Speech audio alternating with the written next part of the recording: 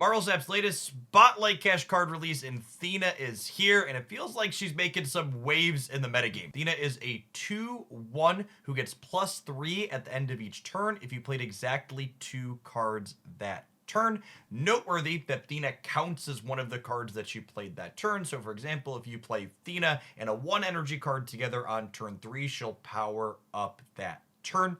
While obviously Thena has an incredibly high ceiling, you could theoretically get her +3 on turns 2 through 6, getting up to 16 points worth of power. It's also worth noting that in order for this card to be solidly above rate for the average 2 energy card in Marvel Snap, you only need to trigger her twice over the course of the game, getting her to 7 power. And if you manage to trigger her even 3 times before the game is up, she hits double digits. I usually shy away from giving too strong opinions on new cards until things develop a little bit more, and at the risk of eating crow, I think for Thena I have to tell you that she feels like the most powerful card to release into Marvel Snap since Red Hulk some number of months ago. She is an effect that slots perfectly into any deck playing Angela and Kitty Pryde, and I would expect moving forward with her current text box, she is going to be a must-have card for any deck wanting to play those other two. And it's worth noting that there's a number of competitive decks in the metagame as is that were already playing Kitty and Angela that now want to be playing Thena as well. Speaking of those decks, let's go ahead and dive on into looking at some of the best performing Thena decks so far per Untapped, as well as some of my own personal favorite things that I've been enjoying with our latest release. The first Kitty Angela deck that Thena slots very cleanly into is none other than the Professor X Cannonball Lockdown deck featuring Ravonna. While I definitely want to let a little bit more data populate before I say this with any amount of certainty, I wouldn't be surprised if this deck list ends up being our frontrunner for best deck in Marvel Snap in the current metagame, and Thena really feels like another redundant way for it to gain even more power. Thena is a card that's not only good against opposing Professor X's, since she represents a growing threat in an individual lane, but she's also good with your own Professor X, since she represents a growing threat in your lane. She's better than Angela in that way alongside Professor X, and you don't have to actually be playing into her path for her to scale up and grow for you. This deck list is almost assuredly littered with tons of series 4 and 5 cards. I would say that the core of this deck at this point is definitely the Ravonna Renslayer, Kitty Pryde, and now Thena package, pumping out a lot of stats for you. The other surrounding series 4 and 5 card pieces can be replaced with other things that fill similar roles. Cannonball can be something like Shang-Chi. Nocturne and Sage can be generically good 3 energy cards like Polaris, or something like Wolfsbane that can give you extra stats, or Green Goblin that can clutter your opponent's board further. Things like White Widow and Jeff can be generically good 2 energy cards like Lizard or Medusa, or another card like Nightcrawler that gives you flexibility to move around the board and synergize with your copy of Angela. The second stock existing deck that Thena slots very cleanly into, and I would assume is optimal to have, is the Loki Shell. This archetype's been playing Angela, Kitty Pryde, and Elsa as a form of scaling threats for a while now, and Thena gives them key redundancy in achieving that consistently. Loki doesn't have that many Series 4 and 5 cards, with obviously the namesake not being replaceable. Snowguard, I would argue, is a pretty important one as well, since it gives you counterplay to things like Limbo, but the remaining ones are definitely super flexible. Red Guardian and Nocturne are definitely your biggest flex slots, being your tech cards. You could sub them out for things like Luke Cage or Rogue or Mobius that are going to give you an edge in particular matchups. And Jeff, the Baby Land Shark, is just a card that synergizes with Elsa and Angela cleanly. I would recommend substituting that for Nightcrawler if Jeff is currently missing from your collection.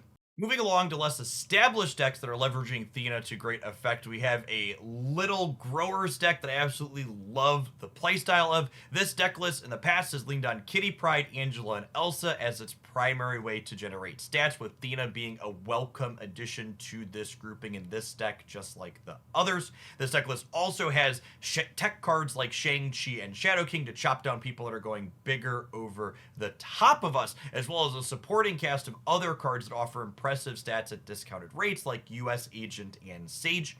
We round out our last couple of slots with Luke Cage, who could make our Shadow King and US Agent be completely one-sided, as well as Ravonna Renslayer, who can provide key discounts. I think Ravonna's biggest push in decks that are playing things like Thena is you can Ravonna on turn 2, and then you can Thena plus another 2-drop like Jeff or US Agent, for example, on turn 3 to get that Thena going ASAP.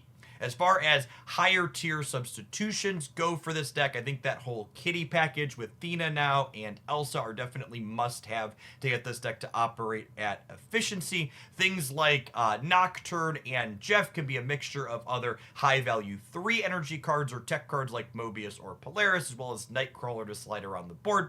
US Agent can easily substitute for something like Maximus, since you're often slamming him on the last turn of the game, and Sage could substitute for something like Wolfsbane, who's a stat stick that gets discounted by our Ravonna cleanly. Our next deck list combines the Thena Angela package with 2 other groupings of cards I think are quite powerful in the metagame right now. The first of these is the Darkhawk package, featuring Korg and Rockslide as ways to grow the Hawk as well as break up what our opponent's draw is doing. I think the biggest strength that Darkhawk brings to the table isn't just its raw number, but the fact that its enablers make the opponent's deck less consistent, meaning that their numbers are going to be less large on average, giving you more chances to overpower them. The third package of cards in this deck is Ravonna Renslayer alongside Ironheart, Sage, and Wolfsbane. Taking all of these 3 energy cards and kicking them down to just 2 increases their power level by a good deal, and more importantly, all 3 of these cards provide stat bonuses on the board to enable one of the last slots in our deck, Gilgamesh, to get bigger than he can be. This is definitely the best Gilgamesh deck I've played that doesn't feature the card Blue Marvel. The entire Thena Angela Kitty package makes it larger, Darkhawk makes it larger, all of these Ravonna enabled cards make him larger, and it feels really good to consistently slam Darkhawk on 5 into Gilgamesh plus a Kitty prior to the last turn of the game, make your Thena bigger, and spread your stats out everywhere in a way that's difficult for your opponent to keep up. As far as substitutions go, unfortunately, a lot of the Series 4 and 5 cards in this deck are important for making it hum along. The entire Thena package is not replaceable. Darkhawk is a must-have to make your Rockslide and Korg good. I would argue probably Jeff the Baby Landshark's the easiest replacement. You could sub him out for either a Nocturne or a Nightcrawler. Gilgamesh, probably not 100% necessary as well. I think you could substitute him for something like Gamora as a different 5 energy stat stick in a little bit different manner in terms of how she scales up. And Sage could maybe have a little bit of wiggle room. I'd probably sub her for like Polaris or Havoc if I had to, since he works with Ravonna. Our final Thena brew today is coloring a little bit outside the lines, but it's definitely my favorite of the ones I'm featuring, and that is a Mr. Negative Thena deck. So Ravonna Renslayer is a key enabler for a lot of the cards that are surrounding Thena, and she's good at enabling Mr. Negative, so I thought, why not try 2 great flavors that could possibly taste great together? The combination is one that I've really enjoyed. The biggest strength of this deck in my mind is the fact that this Angela, Thena, Kitty Pryde Bishop core lets us play this very reasonable quality game of Marvel Snap, even when Mr. Negative is nowhere to be found. And then in the games where we do get to play Mr. Negative on turns 3 or 4, that it gets to punch it up into overdrive with things like Inverted Iron Man, Mystique, and Blue Marvel, letting us go way over the top of most of the other things in the format. I've also got a copy of our latest Season Pass card in Gilgamesh splashed in here at the top of the curve, since we have so many cards that enable him, and he regularly breaks clean into the double digits in the games that I've played with this deck so far. As far as higher series cards go in this deck, Sage has the easy substitution for Wolfsbane. Ravonna Renslayer is definitely a must-have, and then obviously Kitty and Thena are core. Gilgamesh, if I was a free-to-play player lacking, I would probably substitute something like a tech card, perhaps Valkyrie or Rogue, or maybe even Professor X if you want to be the bad guy to have counterplay into whatever you're going to run into out there while you're climbing.